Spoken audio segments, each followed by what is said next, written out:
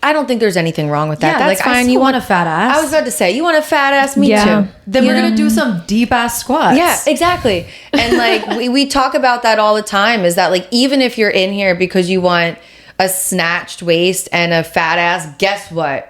You're going to get that by getting really, really strong. Yeah. And you're going to get all these other things that come along with getting really strong that maybe you don't know that you're going to like yet, but you're going to like them. You're listening to The Pelvic Freak Show with your hosts, Amanda Neary and Hannah Meyer. Hey, Pelvic Freaks. Welcome back to another episode of The Pelvic Freak Show. Where you're freaks for us and we're freaks for your pelvis, baby. Today, we are so excited because we have another guest on the pod. I know you guys were jonesing for another guest because you love these episodes. Jonesing for a guest. Love that on this one. Saturday morning. It's a Thursday. Wait, what? Oh, yeah, it is a Thursday. This is our release date. We're filming this on our 2-year anniversary, guys. That's why we're getting excited. Yeah, we're really jazzed. We are so excited to formally welcome Rae Reichlin, who is the founder of Ladies Who Lift Studios. Rae, welcome to the Pelvic Freak Show. Thanks for having me. I'm so excited to be here. We're so excited. I want to start today with a little background on you and how you started Ladies Who Lift and how all of that came to light. Yeah, happy to share. It's kind of a long story, but I think it's one worth sharing because it kind of came both out of like nowhere and just sort of like observations about the world around me and the industry and like a blind belief in myself that I think can be a really good message for other people. So I moved to Chicago to study film at Columbia College Chicago. Oh, I did not know that. Yeah. Wow. And I did that professionally for a couple years and hated parts of it a lot. And so I remember like coming home from a shoot and like throwing myself on my bed at like 23 and being like, what am I going to do? I'm already so old. Like, how can I like switch careers now? I'm doomed. And I had grown up dancing like every day of my life. So once film took over, I was really looking for another way to use my body. And I started, taking classes and going to the gym and trying to figure out what gave me that same like sense of satisfaction that dancing did. And it really wasn't until I found lifting that I would come away from that sort of physical experience feeling the same way. And so, going to the gym became my favorite part of the day. And I remember like I would go at like 4 a.m. because I had to be at set by 6 and thinking like, I'm so jealous that these like trainers get to be here all day. So after I threw that temper tantrum of throwing myself on my bed, I went on Craigslist and I looked to see if there were, this is back in the day. I was saying Craigslist. Reveal my age. Went on Craigslist to see if there was like any job in fitness that I could score. And there was a gym that was looking for like a mat Pilates instructor. And I was like, I've never done that, but like, how hard could it be? And so I like watched some YouTube videos and went and like auditioned or whatever it might be for this position. And they hired me for God knows what reason. And I just kind of would like study up and put together these little routines, and like people really liked my classes. And so that gave me the confidence to go to this other gym that I was working out at and be like, can I work here? And they too, for reasons we'll never know, say yes. And so I started working there, and then they were like, you have to like get like certified though. And I was like, okay, bet. And so then so real. Then I got certified and basically just like did whatever they needed me to do. Check people in, make sales, mop, fold towels, like eventually teach classes and do personal training. Then somebody who I worked with there introduced me to this next gym that I worked at. That was like a more of an independent training gym.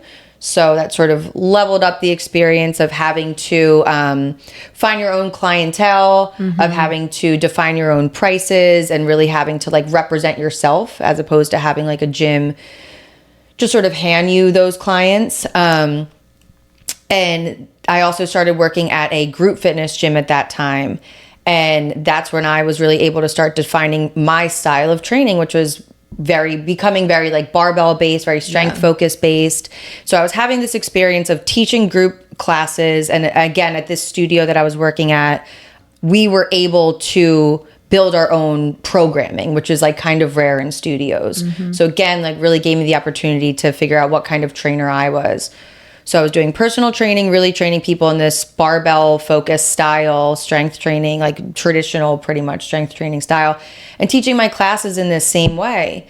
And people would come up to me after these classes and be like, I love the way you teach and I love your style of classes. Like, how can I do this more? How can I take more classes like this? And I was like, I don't know. Like, oh, the people love me. What do I do with this? I don't know. And so in February of 2017, I decided to teach a barbell lifting workshop that I called Ladies Who Lift, because I was just getting a lot of women that I was doing personal training with saying that this was making, their lives a lot better, making a huge difference for them, that they were really enjoying it. And then I was seeing these people in group fitness saying, I can't find this in a group fitness environment. So I made this workshop, and I think tickets were like $20, and like I maxed it out at like 28 people, and 28 people came. And they really liked it. And I was like, okay, cool. That was fun. And then they were like, are you going to do that again? And I was like, oh, do you want me to? And they said, yeah. So I did it again. And again, it went really well. And then they were like, okay, well, this is a workshop. How can we turn it into a workout? So I started doing these like level 1 and level 2 base classes.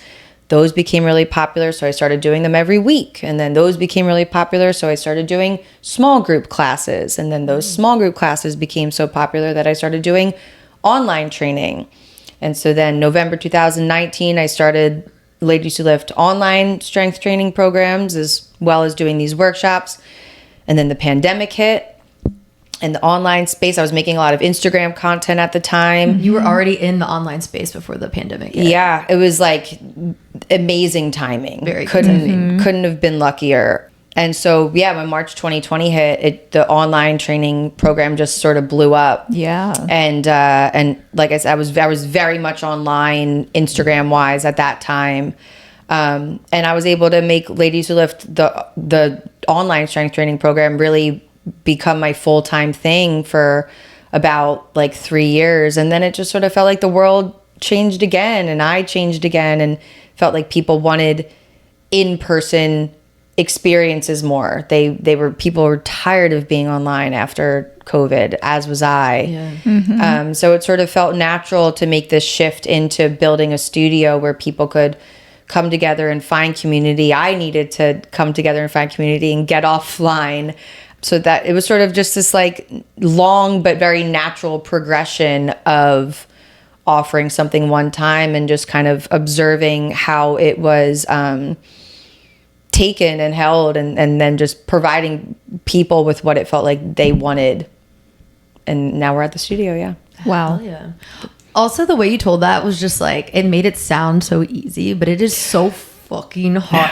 You're just like, this happened, then this happened, but it is so hard. Even right. like, and then I cried a workshop. No, for real. Even one workshop though, so hard. So the fact that your workshops are just popping off, with how competitive the fitness space is too. Were you at what gym? I mean, you don't have to say what gym you were at. So you were at a gym space hosting these workshops. I was working out of Rockwell Barbell. Yes. Yeah. Which I used to train there. No, I train there now. I used to. Well, right. I did not work there. I was training with. Yeah. Okay, cool. We both trained with Becca, and now I train with TJ. Yeah. Oh, awesome. Yeah, I mean, Rockwell was amazing. I'm so happy that I got to work there. Lawrence, the owner, was incredibly kind and so supportive of Ladies Who Lift. Like, there were people there who were not very kind and supportive of Ladies Who Lift. And Lawrence was always like, we're going to shut down the gym for this every week. This is going to happen. Shut up. Yeah. Like, and he didn't have to do that at any point. Can you tell us more about like the skepticism you got of like your brand? Or your branding at that time? Yeah, I mean, Rockwell's a powerlifting gym. Yeah. And that's a culture all its own. And it can be very macho, and Rockwell can be a very macho place. And I was not a powerlifter. And I think that, I mean, mostly I think that they were just annoyed that they had to plan their day around me having the gym for an hour and a half. I think is mostly what it was. Yeah. I'm not sure that they were upset about, you know, there being more women interested in lifting. I just think it was men being slightly inconvenienced for an hour and a half of their day and not being happy about that. That sounds about right. Yeah, but like I remember I would like put up little signs and like I would find these notes on these signs being like, this is stupid, and like saying shit like that. And This is dumb. yeah, just like small rebellions that, you know. Yeah. But again, like it didn't matter because Lawrence and Matt were both just like always super supportive of like this being a good thing to do. And I feel like the way you told that, also hearing that today, someone could hear that and be like, yeah, that sounds like a reasonable thing. I feel like you were a little before your time for like a women and non-binary focused fitness space. Similarly to like the first pelvic floor practices that opened before mine, I'm like, how did they think to do that?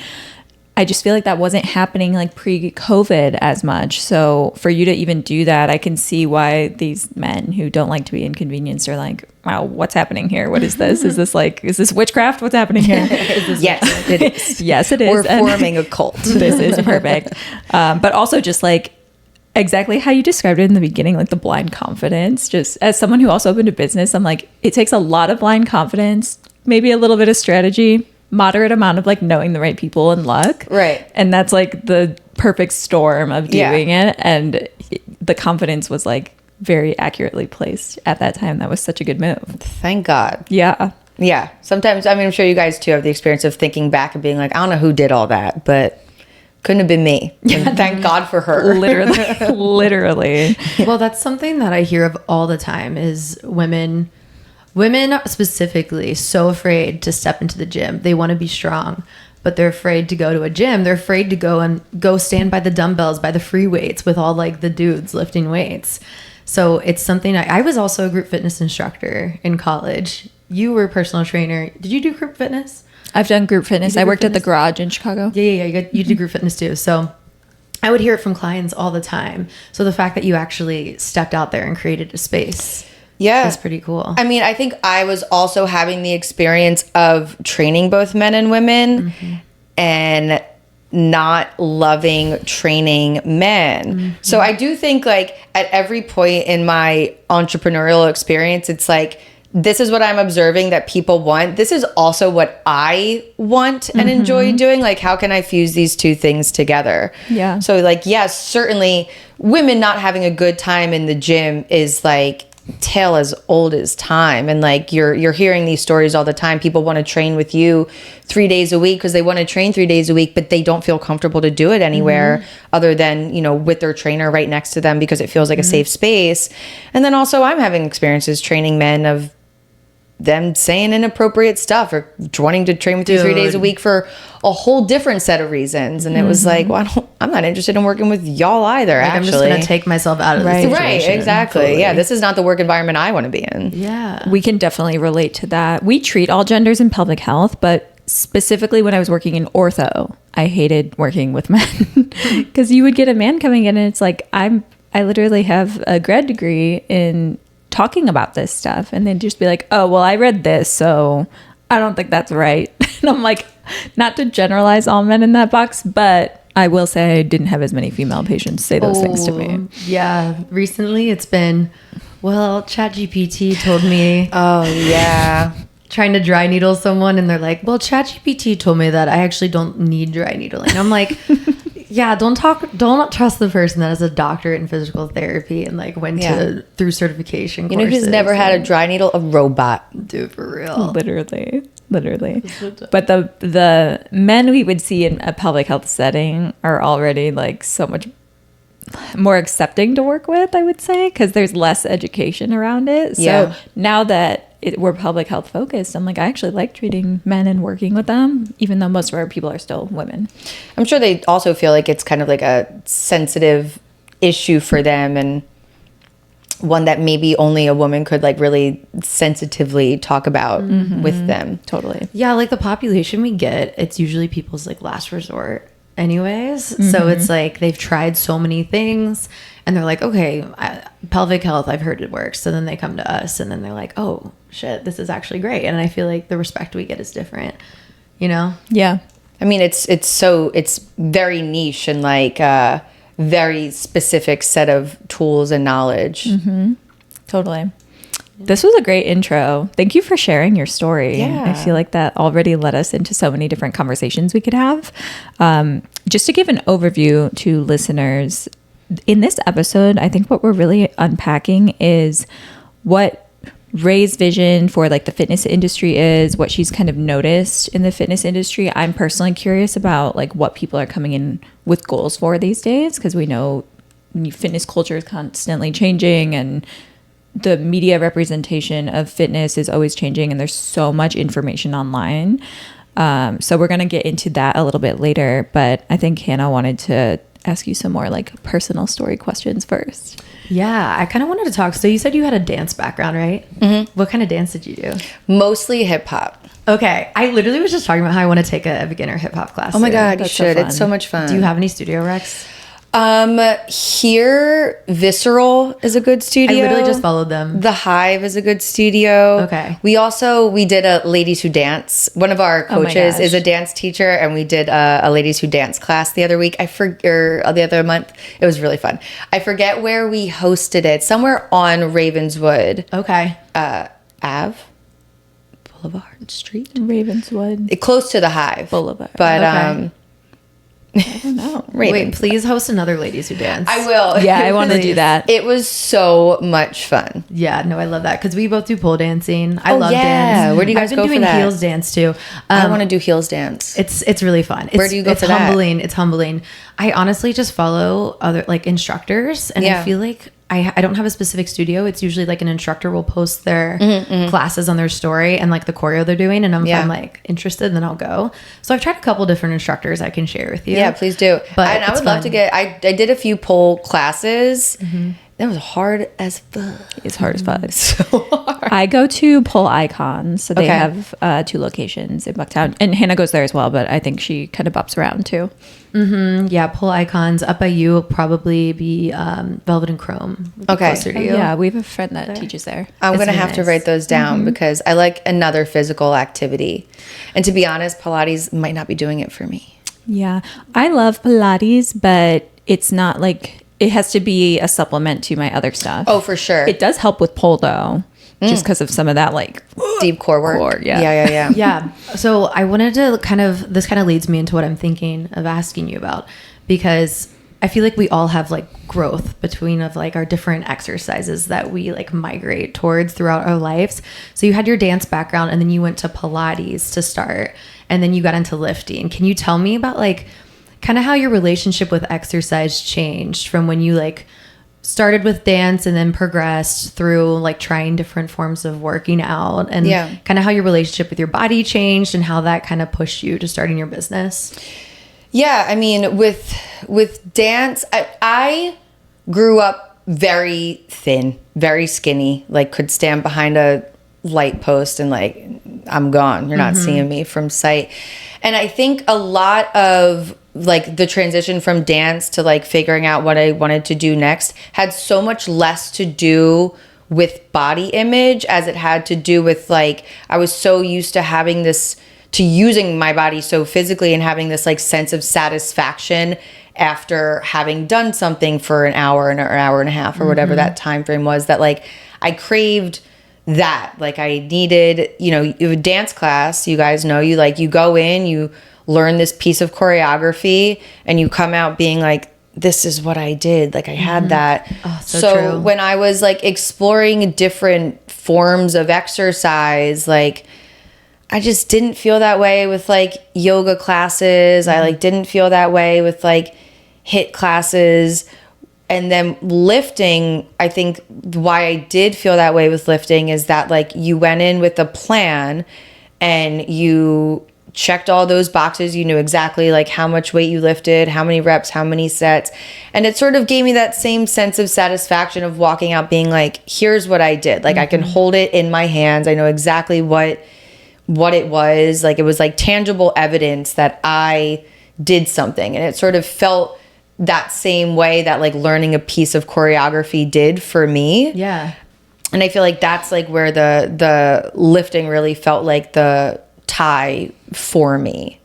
I think only after like getting into lifting and getting older did like it even become more about building muscle or building any sort of aesthetic physical outcome. Can you tell me why you say you're not loving Pilates right now? Just as a sidebar. I think it's because I've just been strength training for so long that like I'm used to things being like, we're going to do this many sets, this many reps. And like Pilates doesn't work that way. So I'm like, okay, well, I don't know how many, like if we did multiple sets of this thing, then I could rearrange my springs. So it would be the appropriate level of challenge. And I could, you know, in strength training terms, like push to near failure. But like you just have like that one chance through it. So, and I don't know the exercises enough yet to know maybe how to like pre-adjust for those things. That's actually a really good critique of Pilates that I haven't heard before. I want to stress. It makes sense. It makes sense. It makes sense for people that work in sets and reps for sure. I know. And I'm like, where I just haven't found, I guess that's what I'm looking for. And like, that's not Pilates. So I should stop looking for that. Yeah. Or next adventure. But I haven't found, like, I feel like I've been to some, like, solid core is so hard. Solid core and Studio Legree. I haven't done Studio Legree yet. It honestly might be more, that is honestly hard. the Pilates that I usually recommend people that. Solid core?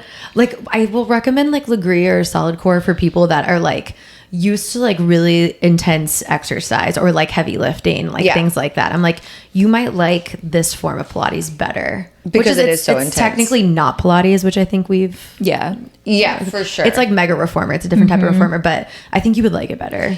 And I do, after the fact. But then I think a lot of other Pilates classes I've been to, it does feel like really easy, which is a nice, like, I'm moving my body. Like I'll do it as like a active recovery type of thing. So it's nice in that way. Yes. Because I don't want to push myself hard 7 days a week. Yeah, I just haven't found like my perfect Pilates match yet, you know? You might need privates. Maybe you need to come take a class at the Pelvic Institute. I didn't know you guys had a Pilates class. We have a great instructor. Oh my God. M is like fantastic. Is it Matt? Reformer? It's Matt. Ah, fun. Yeah, I would love to. She does privates, like reformer, Cadillac, all that kind of stuff. You might like the Cadillac. I don't even know what that is. You can do freaky stuff on Is that the little box? With the little foot thing? No, it's different. It like has bars that go up. Oh, so it's a whole thing. But as someone who lifts heavier as well, Matt is my preferred Pilates. I think it's the hardest. It's the hardest. Yeah, so the reformer was invented as a modification for Pilates for people that couldn't do mat work. So classical instructors, mat classes are usually like the hardest ones you can do. Wow. So that could be fun for you. Okay, I'm gonna have to check that out. That's all new information for me. It sounds like you have like the same idea with us. We like all exploring different types of movement. Yeah. So my next question, then I'll let Amanda take the reins. How did you kind of finalize, like, was it the workshops, like being successful, that you were like, no, I need to like push this towards my business, Ladies Who Lift? Or was there like a specific gap that you saw in the fitness industry that you were like, this needs my expertise? Or was it a combo of all of them? I think it was a combo. I mean, I think that people were saying to me that they weren't able to find people love group classes. People love group fitness for all sorts of reasons. And it felt like, there was certainly a gap where group fitness was not strength training forward and strength training focused. So real. People were starting to do their own research and learn what strength training was and what it was not. And they knew that it wasn't high intensity interval training. They knew it wasn't circuit training. And it did seem like there was an open space for a group fitness class that was truly strength training focused, that followed the principles of strength training. Yes. And nobody was doing that. And, it's funny now, like when people come and visit the gym, a lot of times they'll be like, why did you open this gym? And I'll say, because I'm petty, because I needed to prove. I swear every successful business owner and founder says the same thing. We're petty. I needed to prove to everyone that it could be done, okay? Literally. There can be a group fitness gym that is strength training forward and focused, that follows the principles of strength training. This isn't our method. This is not the Ladies Who Live method. This is just the science. Yeah. So it did seem like there was a need that needed to be filled, and it felt like I was already doing that and filling it in a way. And if I could just keep pushing it a little bit further, that everybody could get what they wanted. Hell yeah. Wait, that's so real though about like most group fitness classes being hit. And you know what? Okay, so I do take Barry's classes, and I'm a Barry's girl. I like it, but like the level of frustration I get when I'm like lifting in my running shoes, like when I'm on the floor after I'm on the treadmill, I'm like, I feel like so unstable. And this like my like personal trainer, physical therapist background, I'm like, this is pissing me off right now. Or we'll like burn out and do like bicep curls like till failure and then just never touch them again. And I'm like, and then like I won't feel like I actually did biceps the next day. That's how I feel with salad core sometimes, where I'm like, we can't be in a plank for 6 minutes. We can't. They start you We in a actually can't. We can't. No, I do this. literally can't do this. No, I have to modify the shit out of that. Are you kidding? Oh. Dude, I literally have the same conversation with my patients about solid core, God. actually. I'm like, I'm minutes? going on my knees. Like, Right. I can do a plank, but like, this is ridiculous. Right, this is crazy. Get me out of here. For real. I get particularly pissed off when I don't know how long my plank is about to be. I know. I'm like, Tell me. They're like, you can make it harder or easier. And I'm like, well, how long do you want me to do this for? I'll pulse in this shit if you tell me. Right? I need context. That's actually so funny. But I do like a group fitness class because I show up, I know what I'm going to get, which Barry's is so close to, like, I just like go there really quickly. But yeah. On that note, I'm curious how you see, because in the PT realm as well, I go to a business conference for physical therapy business owners a lot, and they're talking about different ways to bring revenue into the clinic as one of the healthcare professions that like doesn't have the highest billing. And that's just like a business side note, but they're seeing a big shift in like clinical settings and gyms to exactly your style, which is why I think you were so beyond your time, or like before your time in your business practice of, you know, a monthly membership price for, you know, your 2 progressive overload classes per week, like this type of small group training following these progressive overload fitness principles. Do you see the fitness industry shifting that way in general, or are you seeing more of the traditional like HIIT class studios open still? I mean, I think a little bit of both. I don't know if this is like a good thing or a bad thing about me, but like, I'm not paying that much attention to what other people are doing. I don't either. So I don't exactly know what you're referring to. But I do a little bit. I think that if they are, then I think that that's awesome, because I think that that's, I think that that shows a lot of respect for people's bodies and for, you know, the true science of what it means to build muscle and incorporate recovery and really truly educate people in what it means to get strong, build muscle, whatever that might be, because it's not a random amalgamation of things. It's a certain set of rules. So if the industry is going in that way, then I'm all for it. Like, that's awesome, because I think that that shows a lot of respect for your own industry, honestly, and for the people who are buying into it.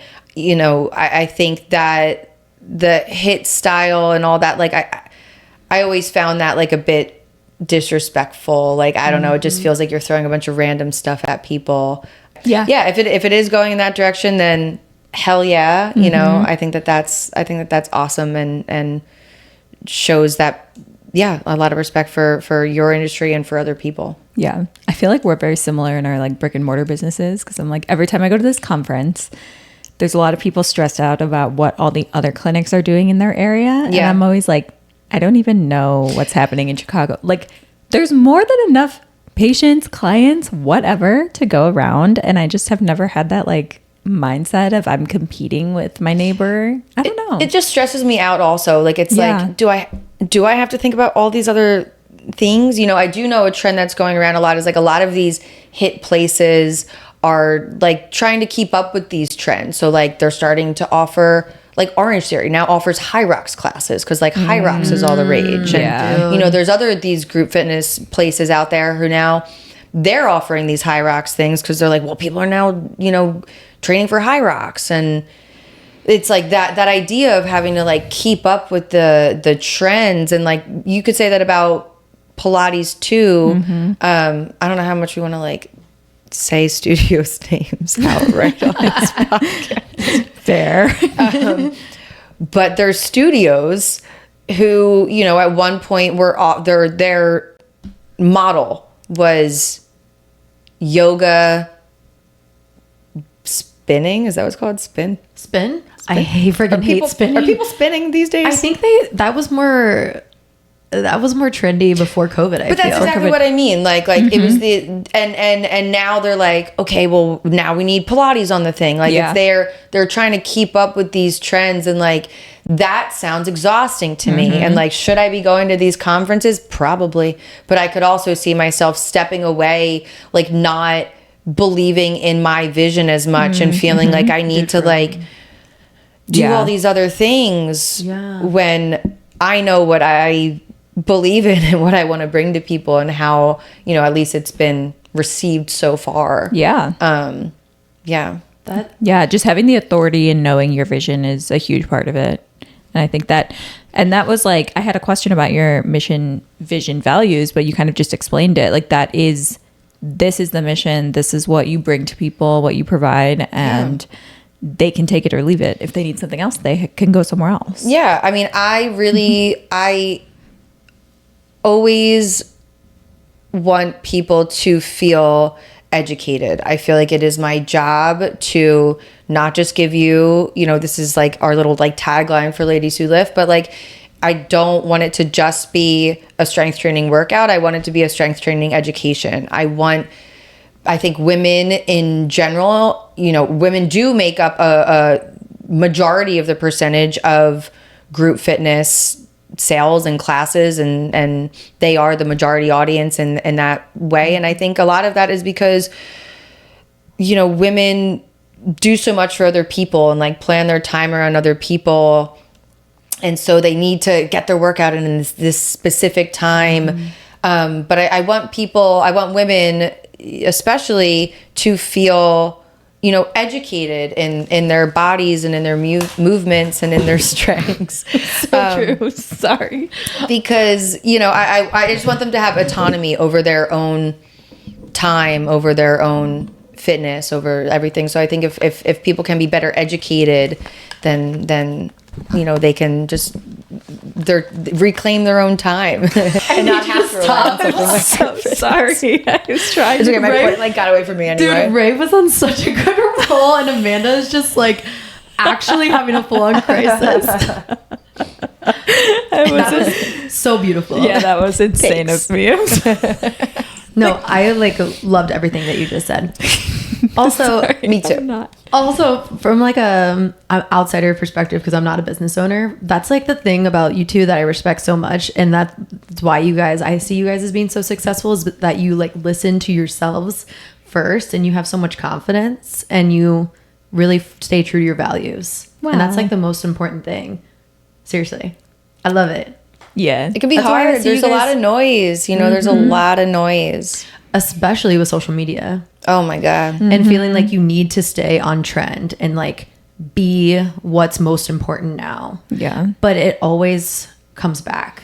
And if you stay true to like you said, like staying true to the science and what actually works and what's real, like people are always going to come back to that. Yeah. Which is why PT is always going to exist, because like you're going to go do these crazy workouts where you're not to call out gyms, you're holding a plank for 7 minutes and then you're not engaging your core right. Or you're like only doing one specific workout and you're not doing the stuff that keeps you healthy for long that you need. You're going to be coming to see a PT.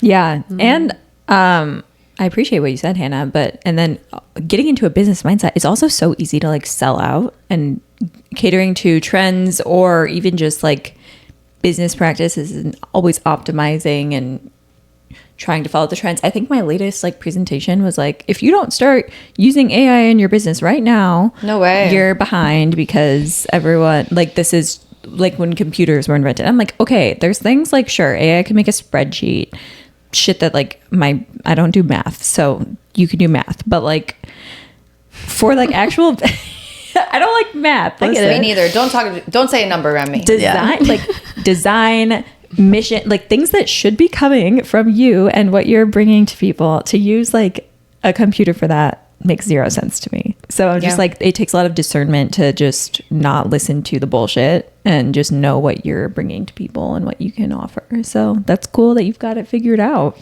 I don't know about that, but I'm trying every day. I know it's always changing. Yeah, that's so scary, the amount of AI businesses we're going to see. No, a lot. Because there's a difference between using like maybe AI, like you said, to make like a spreadsheet to like organize your schedule for the week versus like, what should my brand mission be? Literally. And I know people be doing that. Yep. And then ChatGPT's like, here are the top 10 like most trendy. You know what I mean? Mm-hmm. I actually had to stop collaborating with someone because they made our event flyer in ChatGPT, and they like changed it changed my branding.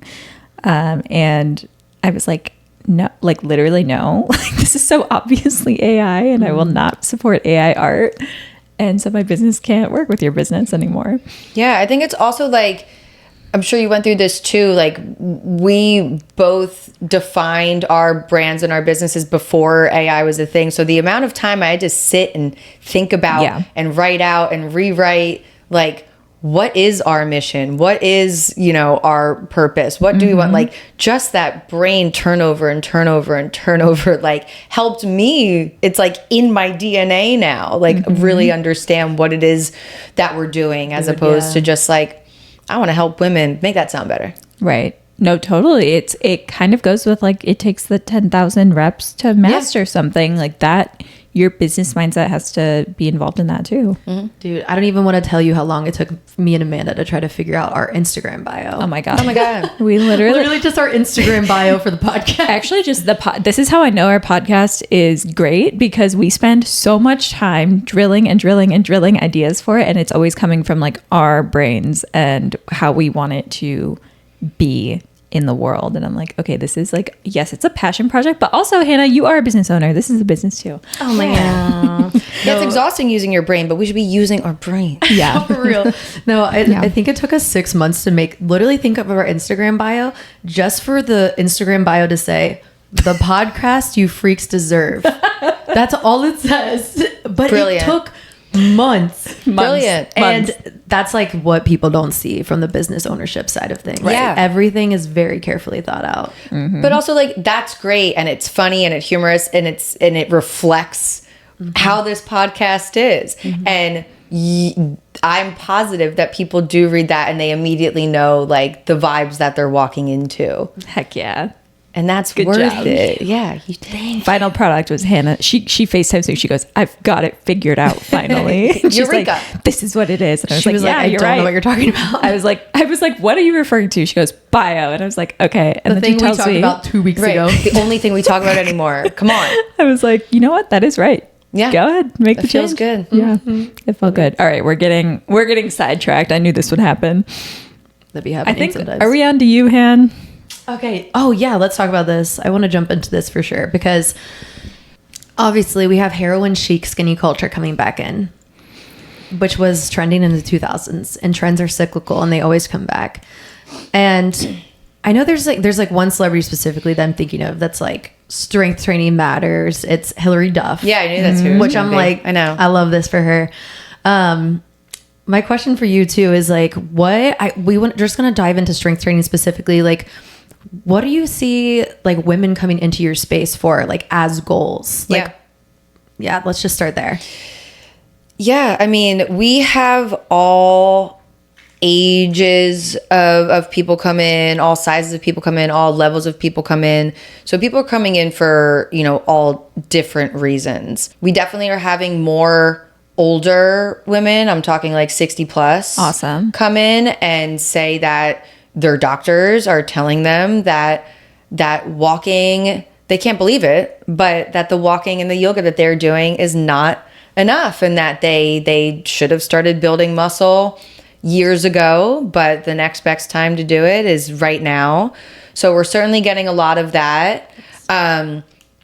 Then we get a lot of women that are sort of premenopause or just starting menopause, who same thing.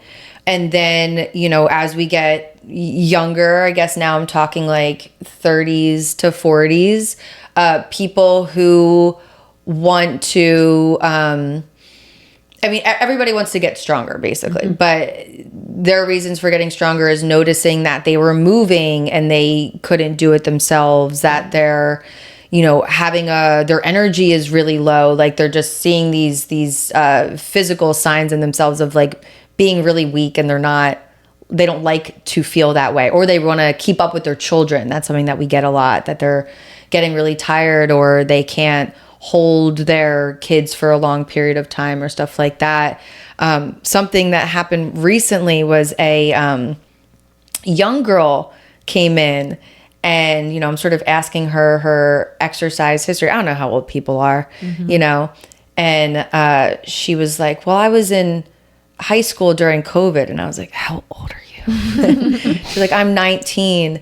And she was talking about how the heroin chic, you know, skinny culture is back, and how she wants to get ahead of it, how she really wants to not fall into that trap, and how she wants to learn to, you know, build muscle and learn to be strong and love her body in these other ways, so that she doesn't fall into this trap where she thinks that she needs to be super skinny. And I was like, wow, shit, you are beyond your time. Like, that's crazy. But that's also like, I mean, I was in high school, or I guess like early college, late high school, when the whole like Tumblr. I refer to that all the time. Yeah. And like, I remember that. And it is crazy to see, you know, these young girls falling into it again. But that like really hit me when this girl came in and was like, I'm just trying to stay ahead of it. But yeah, I mean, people are coming in for all different reasons.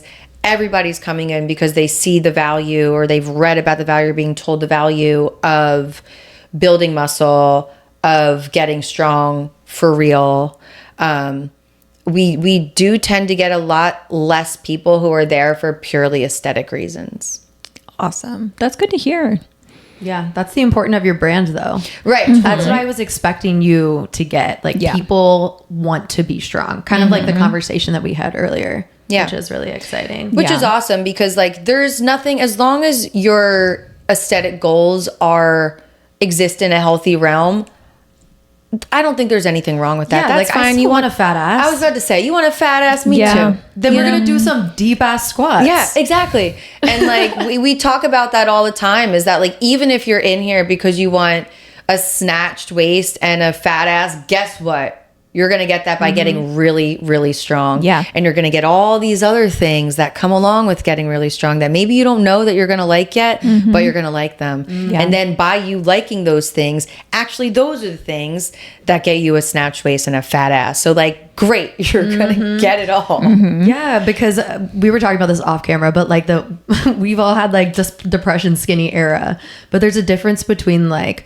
looking good and like also feeling strong versus just like looking like you're skinny and like maybe you look healthy at one phase of depression skinny, but like looking skinny or fitting into societal standards and then like literally feeling like death on the inside. Yeah. It feels really good to look in the mirror and be like, fuck, my body looks good and my abs look good and my ass looks great, but also like I can like pick up my couch with my boyfriend and like move my furniture without getting help or whatever it is. I noticed that this week too. I was like, I am lifting so much shit and I'm so strong. This actually happened the other day. I was going to pick up something off Facebook Marketplace and I was messaging the girl on Facebook Marketplace and it was right after a powerlifting competition. So I was like, fuck.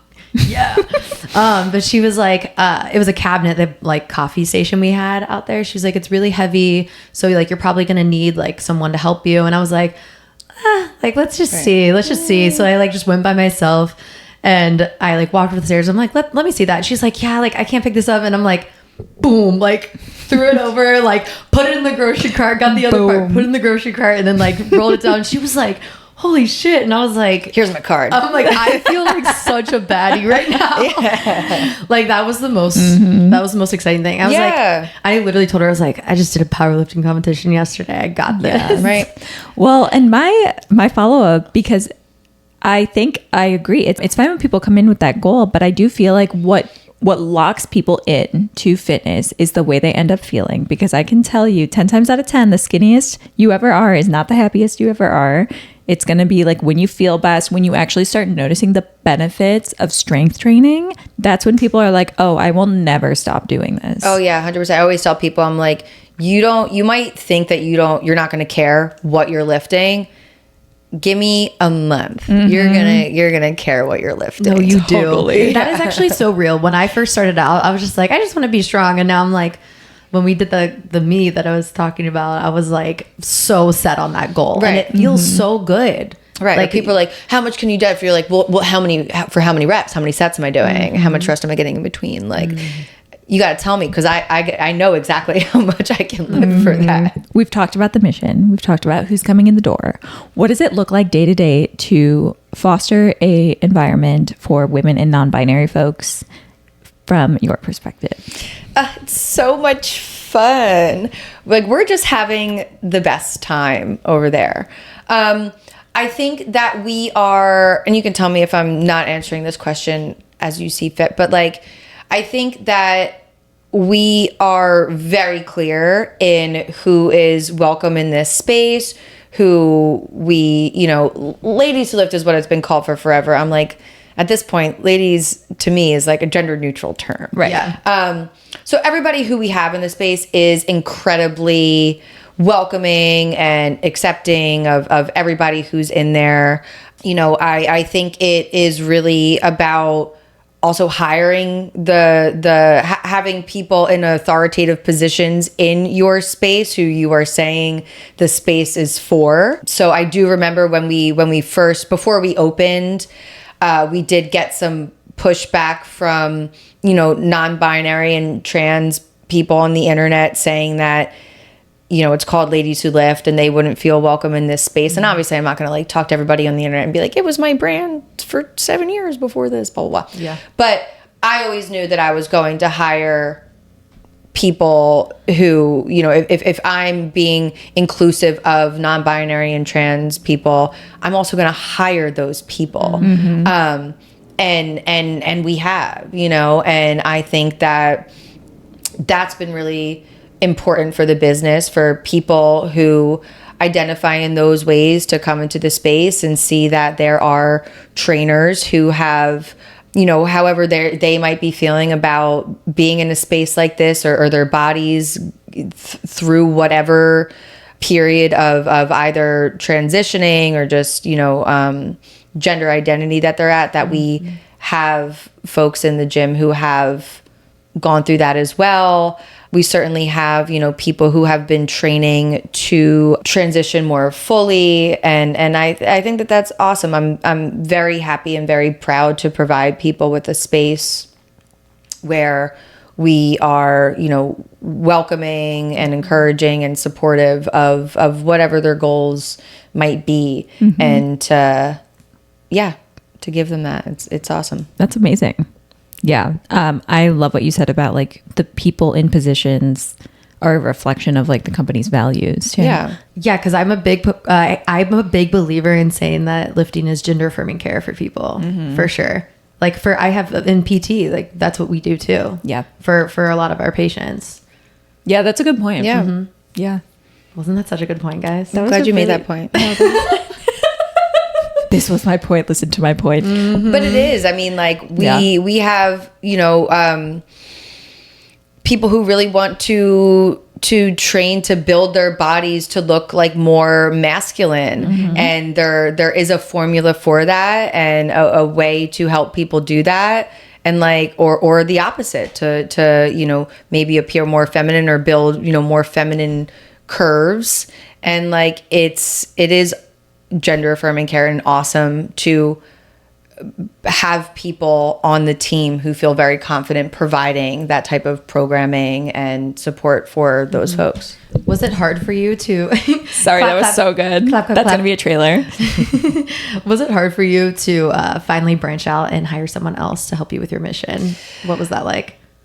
Yes and no. It was hard. So I first hired people for the online business. And I think that it was hard. And actually, the first person who applied was somebody who I used to work with at Crosstown Fitness, this group fitness studio. And I thought the most of this person. Like, she was also a manager, but she was a trainer I really looked up to. I always thought she was like incredibly smart. One time she called me out on, she was like, Rae, do you know how many, what are those bars called? RX bars. Do you know how many RX bars? Do you know how much money you've spent on RX bars in the past month? And I was like, no. And she like had done the math for me. So she was like, what's it called? Valedictorian? Valedictorian. Like, I don't even know that word, you know?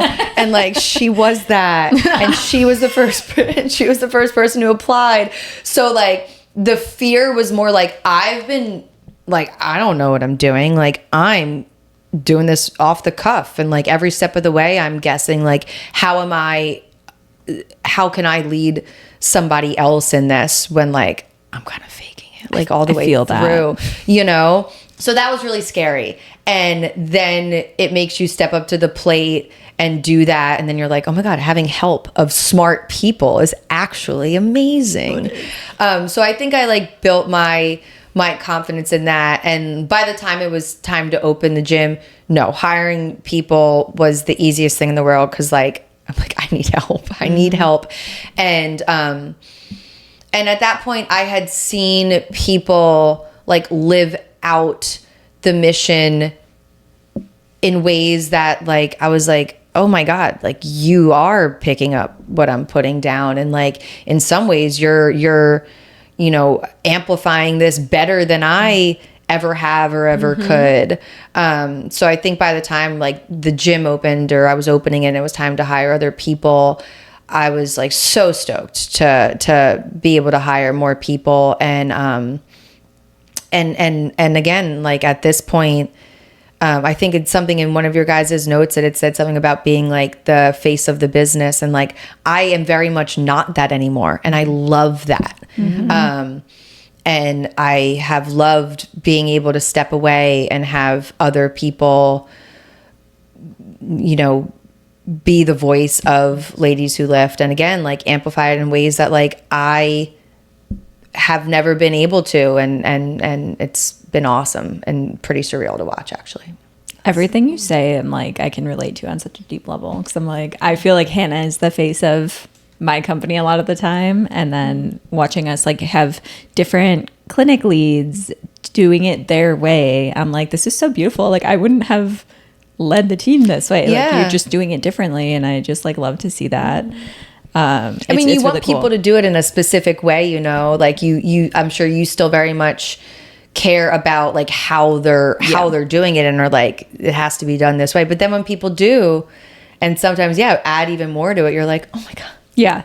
No, because everyone adds their own thing. Like, everyone has a different skill set. I'm like, she does things that I'm like, I would never have thought of that, and like, and vice versa. And everyone on the team has their own flair, and like, totally. I think that was my favorite part of starting a business, was you just get to create your own team of like your dream team. I love my team is my dream team. I'm obsessed with every single one of them. Yeah, and it's like you have your blanket like mission statement and your values, but everyone that you hire, their backgrounds, their identity, they're going to interpret it slightly different and then show up differently that way. But then that's going to appeal more to the masses. Yeah. Because like, even like if we just zoom into PT, like, you know, a patient might like really vibe with me really well, but like not with another PT, or vice versa. Like, we're not gonna fit as well together, but we have a person for you. Oh yeah. And it's still the same mission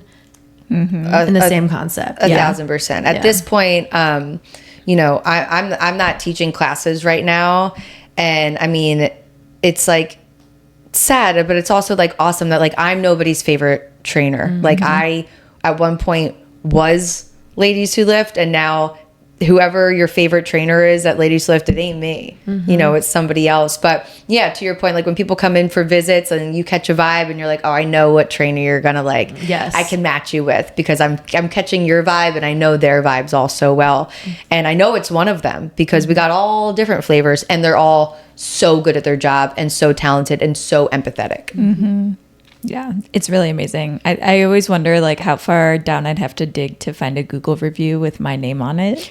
Because I'm like, oh my gosh, everyone's just like crushing it and so amazing. And like patients are like, I want to come see Dr. Hannah. I want to come see Dr. Phoebe. And they just like know based on Google reviews. So Yeah. like, this is so cool. It's awesome. And it is a nice like ego release. Yes, I know. Being the face of it and running it is like, that's a lot of me. Yeah.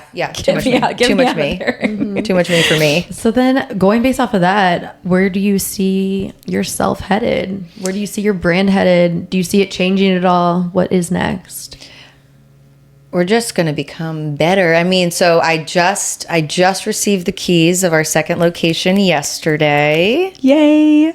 Hopefully by the time this comes out, I would have announced it formally. We'll plan. We'll check it out. We'll plan for that. So opening our second location on the west side is what's next. You know, I said that I'm not teaching classes right now, and that's because getting this second location together is going to be my full-time gig for the time being. I really want to focus in on that. And, you know, the challenge in that, the mission in that is to, I feel so strongly about the brand. I feel so strongly about how so much of the brand is about quality of training. It's not a money grab. It's not an attention grab. It's not growth for growth's sake. It's something I really believe in. And at the heart of that is quality education and quality training. I'm excited to like open this second location and uphold the same standards and quality of training and community vibe that we've built in the first one. Like, I don't know if it will be, it's the first one happened so naturally and everybody who we've brought on is so great that I'm excited for that challenge. And honestly, I'm excited to like have another space like that in the city and like for myself and for other people, just because it's so much fun to be in. So I'm excited to like grow the brand in that way. We have some online trainers who are from other cities. So I would like to put some more effort this year into, we have one in Philly, we have one in LA. I would like to put more effort, you know, in the near and far future into growing Ladies Lift communities in other cities possibly. Yeah. It's so exciting that we're kind of all on like the similar stages right now. Yeah. Of opening a second location. Yeah. And we were really far apart in the city, Public Institute and Ladies Who Lift. Now we're not neighbors, but we're closer. We're closer because this new one's in Wicker. Oh, Literally right down the division. Hell yeah. It's exciting. It's also, do you ever reminisce? Because, okay, when it was just me and Amanda at the Pelvic Institute, it was literally just us doing everything. And those days were it was so small, but I kind of like miss those days sometimes. But now it's like so big and beautiful and it's so fun. It's like it's like, not that it wasn't real before, but it's like so real. Yeah. But then it's almost like we get to do that again. Yeah. Which makes me really excited. Like kind of start from the beginning again in a different way. Yeah. So. No, totally. I mean, and I think a lot of the trainers at the current location feel that too. Like we have such a tight knit, like we're such like a little family and we get to see each other all the time because we're like all in the studio that, yeah, I mean, like growing the family when there's more people, it's just like a little less like closeness, maybe. I don't know. Yeah. So I think we all feel like a little bit of apprehension about like, are we all going to be like as together and is our group going to be as like close knit once it's like bigger? So yeah, I mean, even we have more people now than we had at first, and there was like a little bit of like sadness and apprehension about like growing that, but then you grow it and you love everybody and you're really happy with it. But no, I do feel that like I'm sure that we will, as the second one starts to roll out more and more and becomes really real, are gonna like hold on to this moment with like a lot of fondness and be like, oh wow, like this chapter of what Ladies Lift is like going to end, and it is going to become something different and hopefully just as great. But no, I feel you on that. It's like a bittersweet feeling. It's like when your favorite show is like coming to an end, but it's like we get to restart it. Yeah. That's cute. Yeah. Wow. No, it's exciting. It's exciting. I have no doubt it's going to be so successful. I mean, from everything we talked about today. Yeah. And for the pelvic freaks that are local in Chicago, the reason we wanted to interview Rae is because she shares so much of the values that we share at the Pelvic Institute. And there's like no hesitation. I'm very apprehensive about sending people to specific gyms, and there's just no hesitation sending a patient to you guys, because I know they're going to be taken care of and get the education that we would expect them to get in a fitness setting. So I really wanted our listeners to hear what a high quality fitness studio values and what they could find wherever they're listening from. I appreciate that. Yeah. You guys can trust us. Yeah. And if you're looking for community too.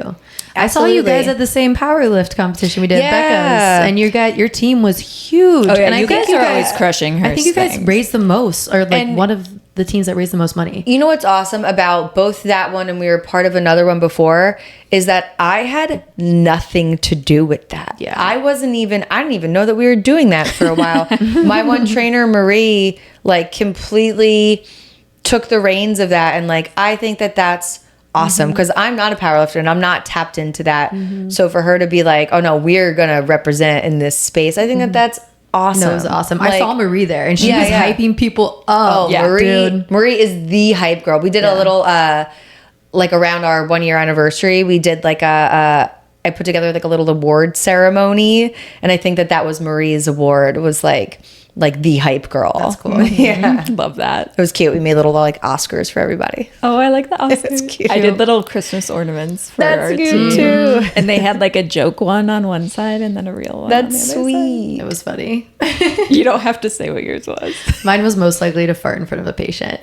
Has that happened? Yeah. I'm like teaching people how to bear down and poop, you know? Right, like, yeah, it's it's gonna gonna happen. happen. Whatever. You're It like- makes people more comfortable to fart in front of me. I don't care. Also, I feel like it's like proof. You're like, see, it works. Yeah. See, like if you fart, and I tell people all the time, if you fart, you're doing it right. So Right. good job. That could have been a poop. You're lucky it job. was just a fart. You're welcome. You're not constipated anymore. Goodbye, blow. Neither am I. On that note, Neither am I. Is funny. Rae, can you tell the Pelvic Freaks where they can find you if they want to look you up on social media or read more about your company? Yeah. You can find us at ladieswholiftstudios.com. You can find us on Instagram, Ladies Who Lift Official. If you want to find me, I'm Rae Who Lifts. And then you'll find all of our other wonderful trainers from there. Beautiful. Yeah, if you guys are looking for community in Chicago, obviously this is where you need to go, and everything is going to be linked in the episode description as always. Yeah. Come visit us. We're in Uptown, and our new location is going to be in Avondale. Amazing. And if you have any questions for us following the episode, make sure you're following us on social media at The Pelvic Freak Show, where you can DM us or submit in our bio. And if you loved this episode, please leave us 5 stars. And we will also leave you 5 stars In our minds. in our hearts. All right. Rae, we want you to close us out. So whenever we have a guest, Bye, Pelvic Freaks. bye, Pelvic Pelvic Freaks. Freaks.